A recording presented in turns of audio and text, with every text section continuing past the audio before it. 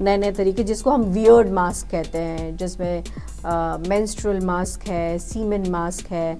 Korean mask क्या effect करते हैं, क्या अच्छा है वो स्किन के लिए, या फिर जो आपने होम रेमेडीज और कुछ और चीज़ें बताई वो ठीक है? तो डॉक्टर सवाल ये कि दूध और स्किन का क्या रिलेशन है? क्या दूध पीने से, लगाने से या मलाई लगाने से स्किन अच्छा होता है? लेकिन ऐसा नहीं है, पुरुष भी सुंदर दिखना चाहते हैं। पुरुष को भी लगता है कि वो उनकी स्किन भी ग्लो करे, वो भी अच्छे दिखें, और वो कई बार दबे ज़बान में कहते तो हैं लेकिन कर नहीं पाते हैं। कुंभ में लोग, सारे लोग, इतने करोड़ों के करोड़ लोग, हमने सुना कि 70 करोड़ के आसपास तो अब आंकड़ा आ गया है कि लोगों ने नहा लिया। दूषित पानी में नहाने की वजह से कहीं आने वाले समय में कैंसर तो नहीं हो जाएगा स्किन का? बहुत लोग कहते हैं कि शराब जो है, खासकर की वाइन और बियर, इसको लेने से स्किन बहुत अच्छा होता है। सेक्सुअली आप बहुत एक्टिव है तो भी वो आपके स्किन को अच्छा करता है, ऐसा है डॉक्टर?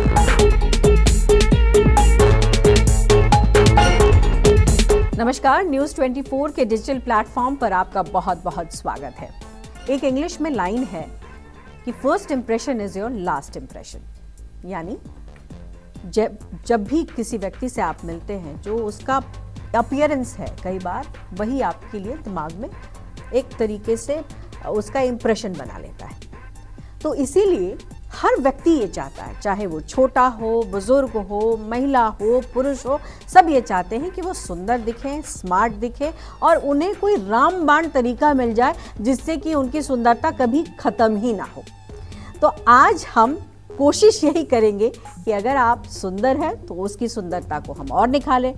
अगर आपको कोई स्किन रिलेटेड समस्या है या उसके बारे में आपको कुछ जानकारी चाहिए, तो हम आज, हमारे साथ एक बहुत खास मेहमान जुड़ी हैं। आइए हम उनका स्वागत करते हैं। स्किन स्पेशलिस्ट हैं और मैं चाहूँगी कि वो अपना परिचय खुद ही हमारे दर्शकों को दें, ताकि जो कुछ मन में आपके सवाल हैं उनसे हम पूछें और वो आपको जवाब दे सकें। डॉक्टर, स्वागत है आपका। हम चाहेंगे आप अपना परिचय खुद दें। नमस्ते, मेरा नाम है डॉक्टर गीतिका श्रीवास्तव। मैंने अपना MBBS Lady Hardinge Medical College से और MD एम्स से किया है, और पिछले 8 साल से मैं अपना प्रैक्टिस कर रही हूँ हौस खास न्यू दिल्ली में।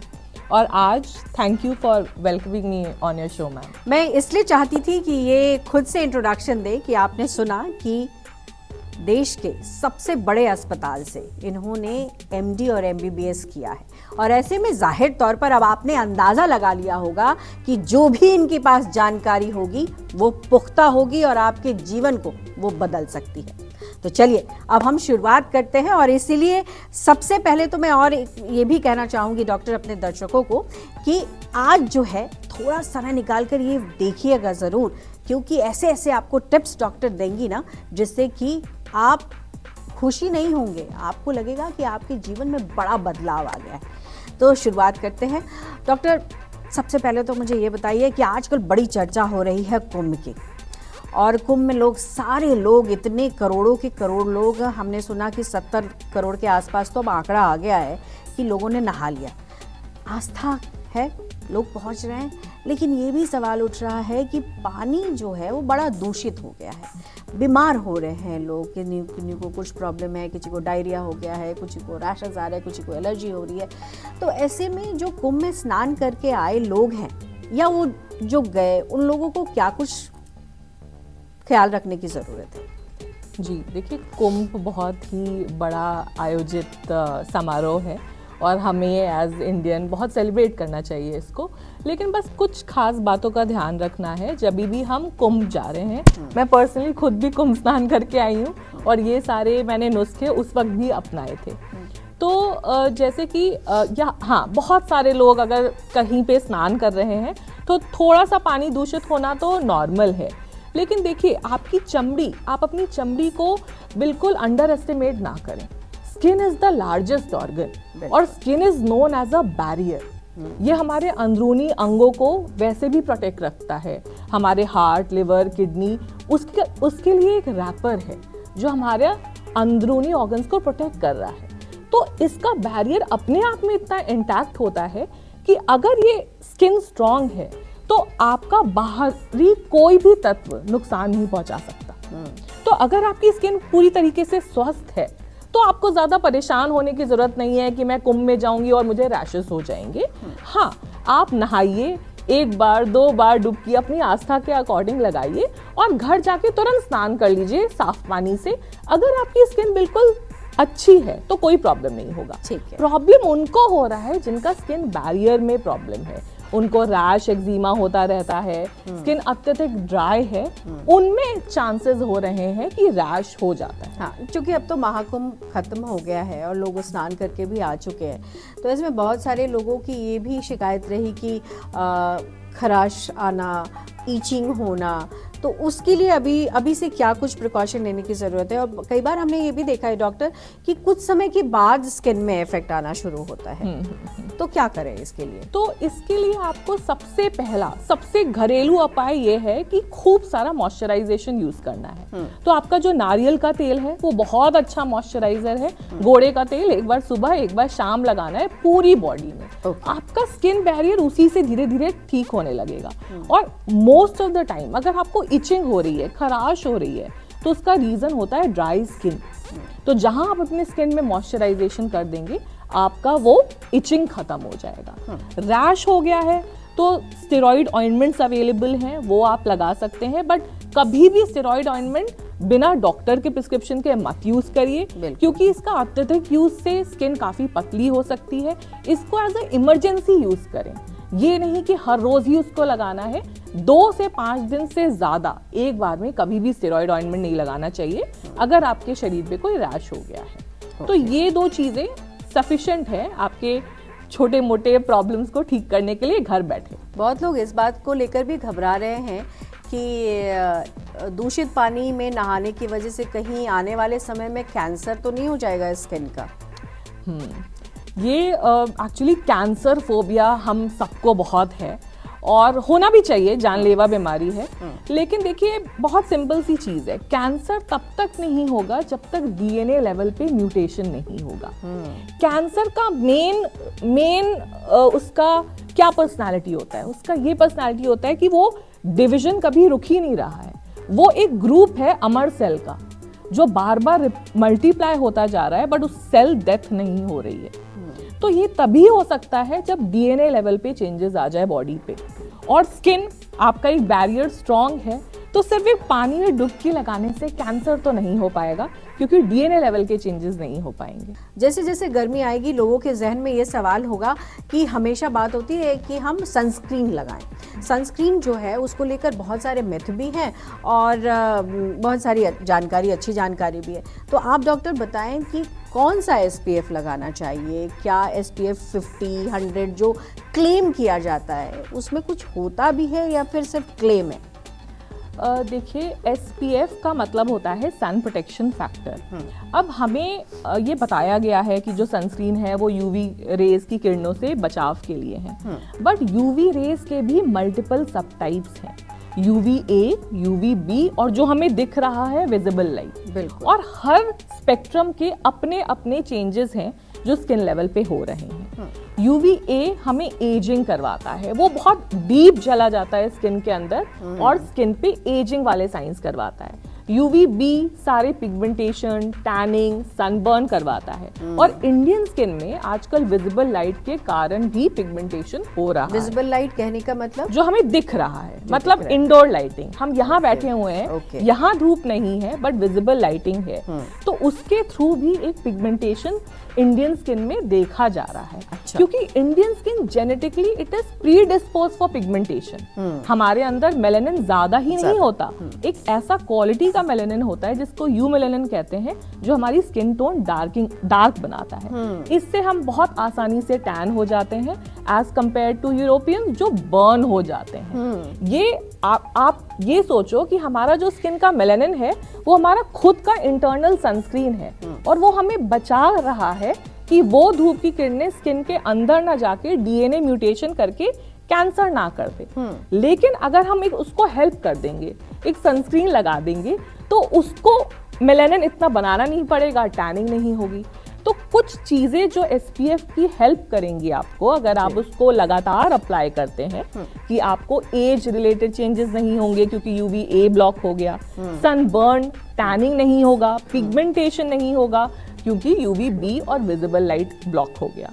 बट सनस्क्रीन में हम SPF पे बहुत ध्यान दे रहे हैं। यही सवाल था मेरा, 20, 50, हाँ। 70, 80 क्या यूज कर? राइट, तो SPF है सन प्रोटेक्शन फैक्टर जो सिर्फ UVB की ब्लॉकिंग कैपेसिटी बताता है। UVA की blocking capacity is PA factor, जो कि एक स्टार साइन की तरह या प्लस साइन की तरह आपके सनस्क्रीन में दिखेगा। पर हम उसको इग्नोर कर देते हैं क्योंकि SPF अगर UVB को ब्लॉक कर रहा है तो हमें PA फैक्टर भी चाहिए, प्लस साइन भी चाहिए जो UVA को ब्लॉक करे। तो मतलब इस बार अगर कोई सनस्क्रीन खरीदने जा रहा है तो इन चीजों का ध्यान रखे। जी। और SPF 30 और 50 में ज्यादा अंतर नहीं है। 50 के अबव तो SPF बिकना ही नहीं चाहिए क्योंकि SPF 50 97% से भी अधिक UV रेस को ब्लॉक कर दे रहा है। तो SPF 60, SPF 100 क्या करेगा? सिर्फ आपके जेब से पैसे ज्यादा खींच लेगा पर सन प्रोटेक्शन सेम रहेगा। बहुत इंपॉर्टेंट बात कही आपने, और मुझे लगता है आज बहुत लोगों की जो मिथ है ना वो भी खत्म हो गए होंगे, और इसीलिए हम चाह भी रहे थे कि असल जानकारी हमारे दर्शकों तक पहुंचे। अब चलिए लाइफ स्टाइल और डाइट की बात कर लेते हैं। कहते हैं आप अच्छा खाओ, स्किन ग्लो करेगा। हमारी नानी दादी कहते थे दूध से मलो, दूध पियो, मलाई लगाओ, दही लगाओ। तो डॉक्टर सवाल ये कि दूध और स्किन का क्या रिलेशन है? क्या दूध पीने से, लगाने से या मलाई लगाने से स्किन अच्छा होता है? देखिए, आपने बोला आपकी दादी और नानी। अब आपकी दादी और नानी और हमारे जनरेशन में अब बहुत डिफरेंस हो गया है। आपकी दादी और नानी दूध के चट्टे में जाकर दूध लेकर आती थी अपने सामने। अब हमें आता है वो दूध एक पैकेट में। तो आप ये मान के चलो आज की तारीख में हम अपनी स्किन में जो चेंजेस महसूस कर रहे हैं कि एजिंग हो रही है या एक्ने ज़्यादा हो रहा है या बाल झड़ रहे हैं, it is the price of urbanisation and industrialisation. ये जो मास प्रोडक्शन हो रहा है दूध का, ये cow's milk, toned milk, toning process में एक इंसुलिन ग्रोथ फैक्टर नाम का एक पदार्थ होता है जो बढ़ जाता है। और क्योंकि वो बढ़ जाता है तो बॉडी में जाके वो ऑयल सिक्रीशन ज्यादा करता है और एक्ने करता है।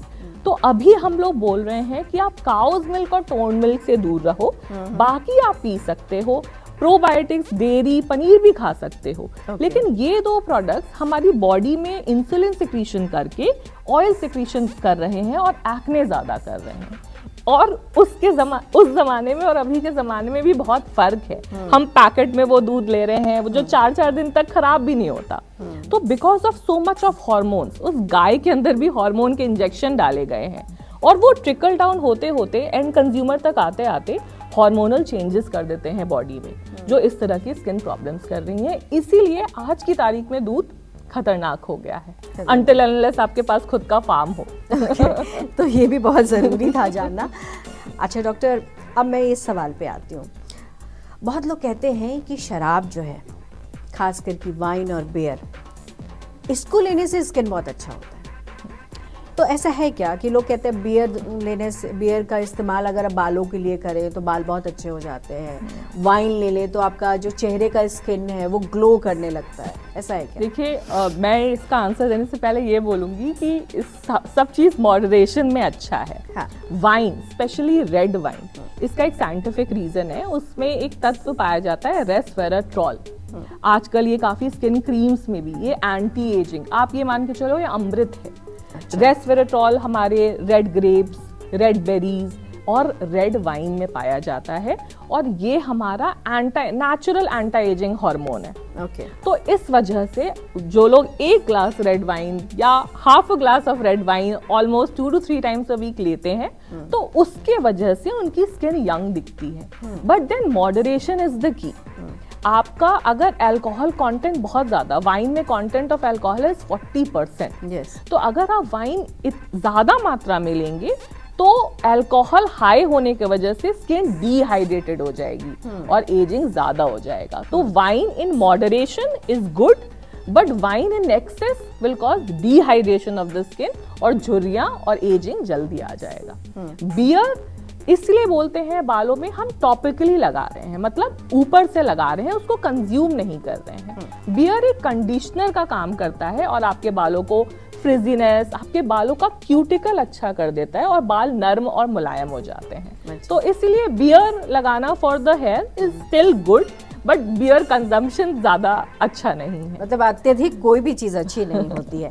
डॉक्टर ने बता दिया कि देखिए शराब में भी कौन सी ऐसी चीज़ है और कितनी लेनी है वो आपको फ़ायदा पहुंचा सकती है, अदरवाइज वो नुकसान करेगी, ये यहाँ पर क्लियर कर दिया डॉक्टर ने। ओके, चलिए तो अब हम बात कर लेते हैं हाइपर पिगमेंटेशन और डार्क सर्कल्स को लेकर के। आजकल मैंने देखा है बहुत सारे लोग इस परेशानी से जूझ रहे हैं, खास करके जो मीडिया और फैशन इंडस्ट्री में है वो बहुत कॉन्शियस रहते हैं कि डार्क सर्कल्स ना आ जाए, कोई पिगमेंटेशन ना हो। तो ये क्यों हो रहा है और इसका बचाव क्या है? देखिए, एज इंडियंस ना हम हाइपर पिगमेंटेशन के प्रोन हैं। जैसा कि मैंने आपको बताया कि हमारे अंदर मेलानिन की मात्रा भी ज़्यादा है और क्वालिटी भी ऐसी है जो मेलानिन ज़्यादा प्रोड्यूस करता है। तो इसीलिए अगर हम कभी भी धूप में जाएंगे, और धूप में तो जाएंगे ही, इंडिया में रह रहे हैं और धूप का एक्सपोजर ना हो पॉसिबल नहीं है, तो अगर हम जाएंगे तो आपको थोड़ा बहुत तो टैनिंग होगा ही। अब हाइपर पिगमेंटेशन भी एक बहुत ब्रॉड कैटेगरी है। इसमें आपका टैनिंग आ जाएगा, आपकी झाइयाँ आ जाएंगी, वो छोटे छोटे ब्राउन स्पॉट्स होते हैं फेस पे, फ्रेकल्स आ जाएगा, एक्ने के मार्क्स तक को हाइपर पिगमेंटेशन बोलते हैं। बट हाइपर पिगमेंटेशन का ट्रीटमेंट करने से पहले हमें ये जानना जरूरी है कि वो कौन सा सब टाइप है।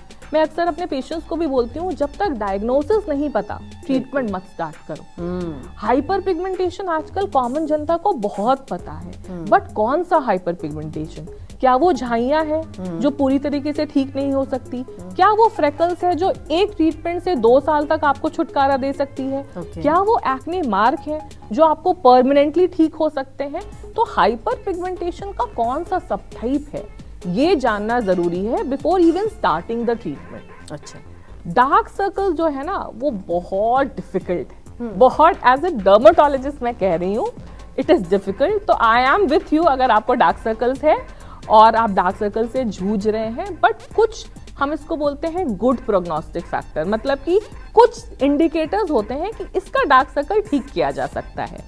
3 मोटा मोटी डार्क सर्कल है। एक है हमारा जेनेटिक, मतलब किसी को फैमिली में था आपको भी हो गया।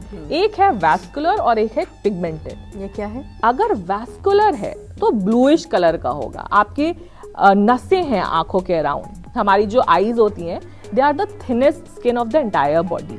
तो वहां पे जो ब्लड वेसल के अंदर का पिगमेंट होता है, कई बार वो सीप इन हो जाता है और हीमोसिडेरिन डिपॉजिट कर देता है, जो कि एक ब्लड का पिगमेंट होता है। उसके वजह से ब्लूइश टिंज हो जाता है, उसको बोलते हैं वैस्कुलर डार्क सर्कल। इसमें विटामिन के बेस्ड क्रीम्स बहुत अच्छा काम करती हैं। अच्छा, विटामिन के based creams, not tablets but creams. Okay. दूसरा है pigmented type of dark circle. Pigmented melanin deposit की वजह से होता है।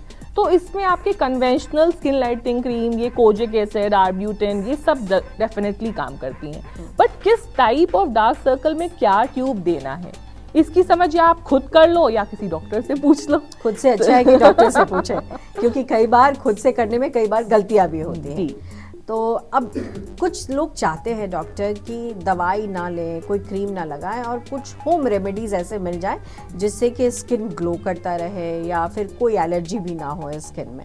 क्या कुछ होम रेमेडीज हैं? देखिए, Ayurveda is the oldest science. अगर आप आयुर्वेदा लिटरेचर पढ़ोगे तो उसमें आप बहुत सारे ऐसे किचन इंग्रेडिएंट्स पाओगे जो कि एक्चुअली में पाए गए हैं कि इट इज़ यूजफुल। अब उसमें से मैं 3-4 कुछ अच्छे ऐसे आइटम्स के बारे में बताऊंगी जो आप आराम से घर पे यूज कर सकते हैं। और यहाँ मैं डॉक्टर ये भी अपने दर्शकों को बताना चाहूँगी और आपसे पूछना भी चाहूँगी कि एलोपैथ और आयुर्वेद अब ये जो है एक तरीके से इंटीग्रेटेड मेडिसिन की तरफ बढ़ रहा है, और अगर कोई एलोपैथिक डॉक्टर आयुर्वेद की जानकारी दे रहा हो या आयुर्वेदिक डॉक्टर एलोपैथिक की जानकारी दे रहा है, तो इसका मतलब ये है कि वो दोनों साथ चल रहे हैं ताकि आपको किसी भी बीमारी से बचाव मिल सके, चाहे इससे चाहे उससे। यानी 2 हाथ होते हैं ना, तो 2 हाथ को मिलाकर आगे बढ़ने की कोशिश है इंटीग्रेटेड मेडिसिन के तहत। तो अब डॉक्टर अब बता दीजिए कि आयुर्वेद का क्या है यहाँ पर हिस्सा। तो जैसे सैफरन है, जो केसर है उसको अगर आप दूध में मिला के उसको लगाते हैं तो वो बहुत अच्छा एंटी टैनिंग मेजर होता है। अच्छा। दूध is lactic acid, lactic word ही आया है दूध से, तो उसमें आपका माइल्ड सा ग्लो आ जाएगा। और सैफरन में एंटीऑक्सीडेंट्स यानी होते हैं। पीना नहीं है, चेहरे पे लगा सकते चेहरे पे लगाना है, 5 से 10 मिनट सूख जाए तो उसको धो देना है। फिर सैंडलवुड, चंदन, हल्दी की तो सेरेमनी होती है इंडिया में, कोई तो पर्पस होगा उसका। हल्दी, बेसन और दही, ये चीजों का भी मिश्रण आप बना के अपने चेहरे पे एज अ फेस पैक लगा सकते हैं। इसके अलावा जो बहुत ही अजीबोगरीब होम रेमेडीज आ गई हैं उसको मत फॉलो करिए, क्योंकि वो असर दें या ना दें नुकसान ज्यादा पहुंचा सकते हैं। इसी पर मेरे जहन में सवाल उठा है, आजकल बहुत मास्क मार्केट में बहुत सारे उपलब्ध भी हैं और बहुत सारे नए नए तरीके, जिसको हम वियर्ड मास्क कहते हैं, जिसमें मेंस्ट्रुअल मास्क है, सीमेन मास्क है, कोरियन मास्क है। इसकी सच्चाई क्या है डॉक्टर? जी देखिए, मेंस्ट्रुअल और सीमेन मास्क तो थोड़ा एक्सट्रीम हो गया। आप ये सोचो वो एक बायोलॉजिकल प्रोडक्ट है, वो हमारी बॉडी का एक प्रोडक्ट है, उससे आपको सेफ्टी भी ध्यान रखनी है और उसकी एफिकेसी भी ध्यान रखनी है। तो वो सेफ तो बिल्कुल भी नहीं है। एक बायोलॉजिकल प्रोडक्ट है जिससे आपको कोई ब्लड बॉर्न इन्फेक्शंस तक हो सकते हैं, जानलेवा HIV तक हो सकता है। तो इसीलिए मेंस्ट्रुअल मास्क और सीमेन मास्क तो बिल्कुल ही बिग नो नो है, क्योंकि वो रिजल्ट दे भी दे। तो ये फिर आया कहाँ से और इसके पीछे की तर्क क्या है इसको लगाने का? देखिए, तर्क ये है कि आज की जनता को शॉक वैल्यू चाहिए। अच्छा। हमें दुनिया को शॉक कर देना है, कुछ अजीबो गरीब करना है। भाई सब लोग कह रहे हैं फेस वॉश, मॉइस्चराइजर, सनस्क्रीन ये बहुत पुराना हो गया, कुछ नया करते हैं। तो ये नए के चक्कर में नई चीजें इजाद हो रही हैं। मेरे पास यूरिन मास्क भी आ चुका है अब, कि कोई अपना यूरिन भी अपना मास्क की तरह लगा रहा है और कह रहा है उसमें यूरिया है, जो कि एक स्किन मॉइस्चराइजर है। तो ये सारे ना एक शॉक वैल्यू के वजह से, प्रॉबेबली एक वायरलिटी के वजह से, या इंस्टाग्राम पे पॉपुलर होने की इजाद है ये, rather than having any scientific data और any science back to it. यानी विज्ञान से ज्यादा ये कहीं ना कहीं आगे बढ़ाने, अपने आप को आगे बढ़ाने या पॉपुलर होने का एक हथकंडा है। चलिए, और ये ज़रूरी था डॉक्टर समझ जाना, और इसीलिए हमारे जो दर्शक हैं उनको ये बता दीजिए कि ये तो दोनों के बारे में आपने बताया है, लेकिन आजकल कोरियन को लेकर भी बहुत ज़्यादा लोगों में हम क्रेज़ देख रहे हैं। कोरियन मास्क क्या इफेक्ट करते हैं, क्या अच्छा है वो स्किन के लिए, या फिर जो आपने होम रेमेडीज़ और कुछ और चीज़ें बताई वो ठीक है? देखिए, मैं तो हमेशा यही बोलूँगी कि हम जो चीज़ के साथ पड़े बले हैं वही चीज़ हमें ज़्यादा फोकस करना चाहिए। Korean mask is meant for Korean. अगर आप कोरियन स्किन देखें, उनकी स्किन अधिकतर ड्राई होती है, उनकी प्रॉब्लम्स डिफरेंट हैं। उनकी प्रॉब्लम्स है फ्रेकल्स, तो वो उस हिसाब से अपना स्किन केयर प्रोडक्ट बनाते हैं। अगर उनकी स्किन ड्राई है तो वो ऐसे पदार्थ ज़्यादा यूज़ करते हैं जो कि स्किन को मॉइस्चराइज करें। इंडियन स्किन इनसे डिफरेंट है। इंडियन स्किन में पिगमेंटेशन की प्रॉब्लम ज़्यादा होगी। इंडियन स्किन ज़्यादा मोटी है तो उसमें सैगिंग स्किन की ज़्यादा प्रॉब्लम होगी। ऑयली स्किन ज़्यादा है, एक्ने की प्रॉब्लम ज़्यादा होगी। तो इसीलिए इंडियन स्किन को मद्देनजर देखते हुए हमें ऐसे मास्क या ऐसे स्किन के प्रोडक्ट यूज़ करने चाहिए जो इंडियन स्किन के लिए है, rather than following a Korean brand। एक थोड़ा वियर्ड क्वेश्चन और भी दिमाग में आ गया है, क्योंकि हम बात कर रहे थे कि इस तरीके की मास्क जो कि सीमेन मास्क है, मेंस्ट्रुअल मास्क है, कुछ लोग ये भी कहते हैं कि अगर सेक्सुअली आप बहुत एक्टिव हैं तो भी वो आपके स्किन को अच्छा करता है। ऐसा है डॉक्टर? एक्चुअली ऐसा है, there is a science back to it. So oxytocin is also known as love hormone. तो ये तब रिलीज होता है जब कोई इंटीमेसी का सिचुएशन होता है। It is also known as the mother son bond and और दैट हार्मोन। और ये like obviously in times of sexual intimacy also oxytocin release होता है। और ये ऑक्सीटोसिन आपका ब्लड फ्लो भी बढ़ा देता है। जब आप वर्कआउट भी कर रहे हो तो भी तो आपका ब्लड फ्लो के वजह से ग्लो बेटर हो रहा है। तो same thing happens during sexual intimacy also, जो कि ऑक्सीटोसिन और इंक्रीज ब्लड फ्लो का अमेलगमेशन होता है। ओके, तो ज़रूरी है ये भी, लेकिन जैसा डॉक्टर ने कहा कि कोई भी चीज़ हिसाब से, लिमिट में ही फ़ायदा पहुंचाती है। तो डॉक्टर अब ये बताइए कि बहुत सारे दर्शक ये जानना चाहते हैं कि किसी को स्किन एलर्जी है तो स्किन एलर्जी को लेकर क्या कुछ टेस्ट कराने चाहिए जिससे कि उसको पता लगे कि एक्चुअली में स्किन एलर्जी है या कुछ और है। देखिए वैसे तो कहा जाता है कि कोई भी नया प्रोडक्ट यूज़ करने से पहले आप उसको कान के पीछे लगाइए और 3-4 दिन तक लगाइए, कोई रिएक्शन नहीं हो तभी हम उसको अपने फेस पे यूज़ करें। तो एक सिंपल सा टेस्ट होता है कि अगर आपको कोई नया प्रोडक्ट यूज़ करना है तो पहले उसको कम मात्रा में कान के पीछे लगाए, कोई covered part of the face पे लगाए और फिर उसको चेहरे पे इस्तेमाल करें। पर अक्सर हमारे पास इतना टाइम भी नहीं है कि हम हर प्रोडक्ट इस्तेमाल करें।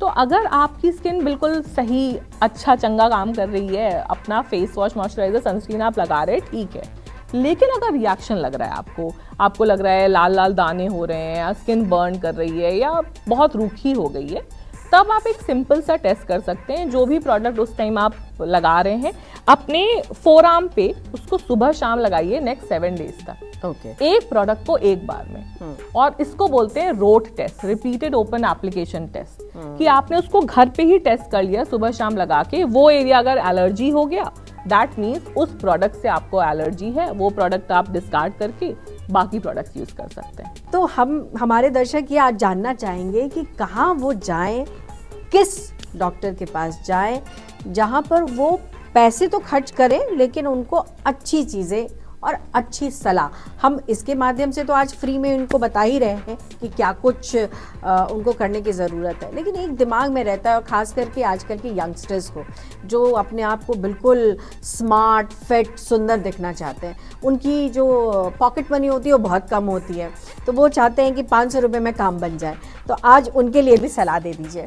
डेफिनेटली, पर उसी पॉकेट मनी को जोड़ के वो नायका और सेफोरा में जाके अपने पसंद के ब्रांड्स ले रहे होते हैं। हाँ। तो पर आप ये सोचो, जो भी आपने खुद के बिना सोचे समझे, आपको पता है तो बहुत अच्छी बात है, बट अगर आप बिना सोचे समझे उस प्रोडक्ट को खरीद रहे हो, आपने उसका 500 रुपए का एक प्रोडक्ट खरीद लिया, एक 300 रुपए का खरीद लिया, और अगर वो आपको सूट नहीं किया या आपके स्किन के टाइप के अकॉर्डिंग नहीं है, तो वो 800 रुपए तो वेस्ट हो गए। तो हम अक्सर ये सोचते हैं कि हम डॉक्टर के पास जाकर उनका कंसल्टेशन देंगे, वो पैसा वेस्ट है, बट हम हिट एंड ट्रायल में उस दौरान बहुत पैसा वेस्ट कर देते हैं। ठीक है। तो अब डॉक्टर को कम पैसा देना पड़े, इसके लिए मेरे पास एक सिंपल सा इलाज है। आपको सिर्फ स्किन की बात कर रही हूँ, डॉक्टर को सिर्फ 4 बार दिखाना है पूरे साल में, और हर सीजन में डिफरेंट। ओके। एक बार समर में दिखा दो, एक बार विंटर में दिखा दो, एक बार ऑटम और स्प्रिंग। अब आपका स्किन केयर हो गया पूरा सेट, और अब इसी को रिपीट करते रहो, फिर डॉक्टर के पास जाने की जरूरत ही नहीं पड़ेगी। बहुत अच्छा मतलब उपाय बता दिया है आपने। और अभी जो हमारे बुजुर्ग दर्शक हैं या फिर जो 40+ वाले, वो लोग सोच रहे होंगे कि सब यंगस्टर्स के लिए हमारे लिए कुछ है कि नहीं है, तो उनके लिए भी हम सवाल कर लेते हैं। डॉक्टर, जैसे ही आप 30s क्रॉस करने लगते हो, एंटी एजिंग की समस्या शुरू हो जाती है, रिंकल्स आने लगते हैं, स्किन आपका ढीला होने लगता है, उन लोगों के लिए आप जल्दी से उपाय बताइए। देखिए, सबसे पहले इसमें लाइफस्टाइल का बहुत रोल है। आपके आसपास भी आप लोग देख रहे होंगे जो 40 के हैं, 50 के हैं, दिखते ही नहीं है, और बिलीव मी उन्होंने बोटॉक्स फिलर्स नहीं करवाया, मैं असेस कर सकती हूँ।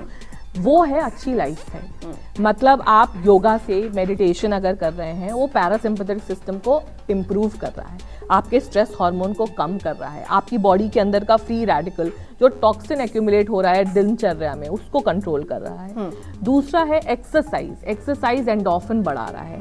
आज की जनता में आजकल अवेयरनेस हो रही है। मैं 40s में 50s में महिलाओं को देखती हूँ जो जिम में जाके वेट्स उठा रहे हैं। ये बहुत अच्छा परिवर्तन है, क्योंकि जब आप वेट्स उठाएंगे आप अपने मसल को प्रिजर्व कर रहे हैं, साथ में बोन को प्रिजर्व कर रहे हैं। और हमारे पास आज की तारीख में सारी टेक्नोलॉजी है, सारे एंटी एजिंग साइंस को रिवर्स करने के, बट बोन एज को रिवर्स करने का अभी भी टेक्नोलॉजी नहीं आया है, और वो सिर्फ एक्सरसाइज से हो सकता है। अच्छा खान पान, जैसे कि आप शुगर अगर अवॉइड कर दें अपने डाइट से, डेयरी अवॉइड कर दें, डेफिनेटली आप यंग लगेंगे।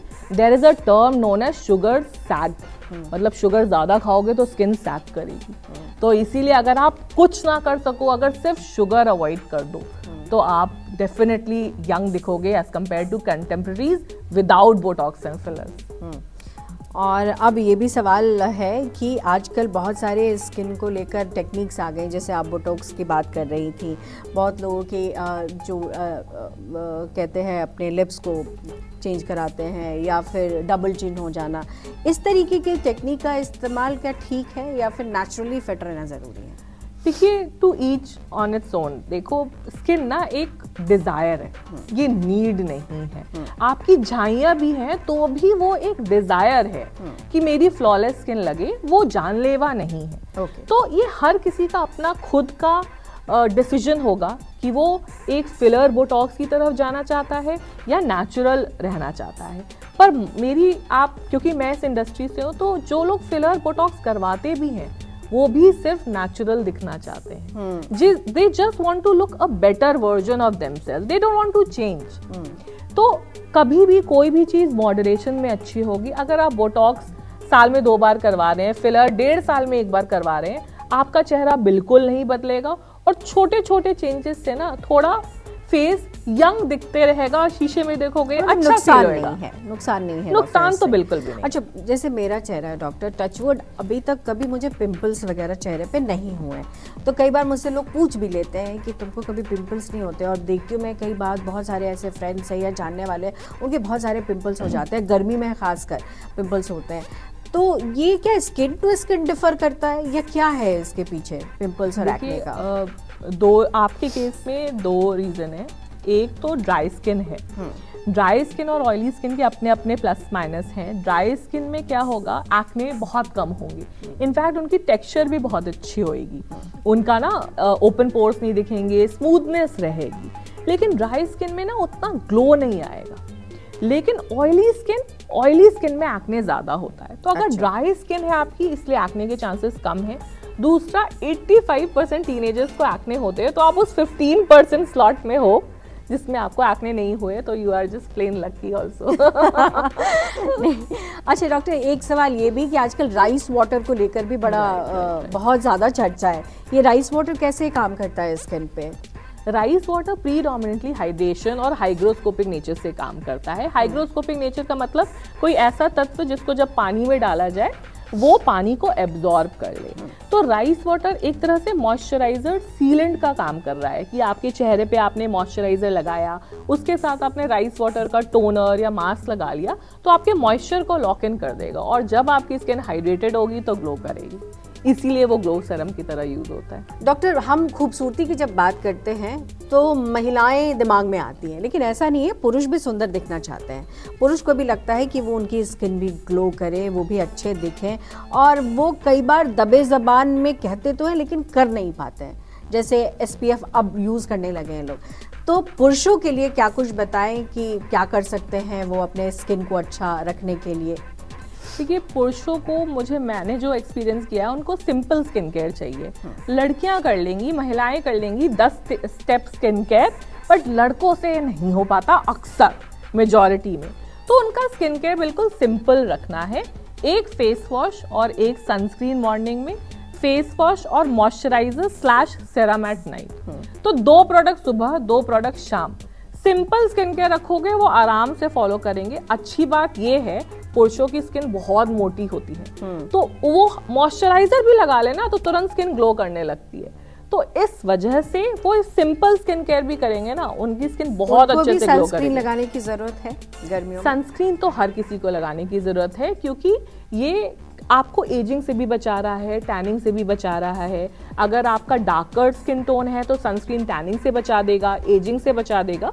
तो उनको फेस वॉश और सनस्क्रीन मॉर्निंग में, फेस वॉश और मॉइस्चराइजर नाइट में, यही वो अगर 1 महीना कर लेंगे, उनकी चेहरा ग्लो करने लगेगा। और छोटे बच्चों को क्या हम सनस्क्रीन का इस्तेमाल कर सकते हैं, या कुछ एज है, ग्रुप है जिनको हम इस्तेमाल करा सकते हैं? देखिए, आजकल मेरे पास काफ़ी मदर्स आ रही हैं पेडियाट्रिक सनस्क्रीन को लेकर। पेडियाट्रिक सनस्क्रीन अवेलेबल भी है मार्केट में, बट मुझे लगता है यार, बच्चों को बाहर खेलने दो, एंजॉय करने दो। आपने तो सनस्क्रीन नहीं लगाया था और वी आर डूइंग फाइन। सो मतलब इतना ज़्यादा over protective and over aware होना भी अच्छी बात नहीं है। लगा सकता है बच्चा, अगर उस एज ग्रुप में है कि वो सनस्क्रीन लगा सकता है, then why not. But I think हम लोगों को, यंगस्टर्स को जो कि इतने इम्प्रेशनेबल एज में हैं, उनको बहुत जल्दी सेल्फ कॉन्शियस कर रहे हैं, and it is not going to be good in the long run.